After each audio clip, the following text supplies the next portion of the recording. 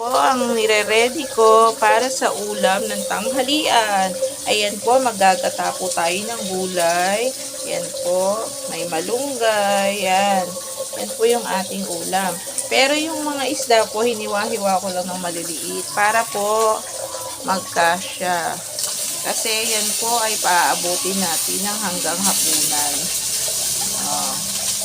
At yung natira po na isda, ilalahok naman natin mamayang panghapunan sa ibang gulay, kagaya ng alokbate. Gigisa ko naman yung ibang natirang isda para sa alokbate. Kaya hiniwa-hiwa ko yung galunggong yung maliliit. Diba? Gata naman siya eh. Kaya, ano rin sa ano yan, kahit sabaw ng, ano, basta lang mahalaga may gulay. Yan. Yan po muna ang ating video for today.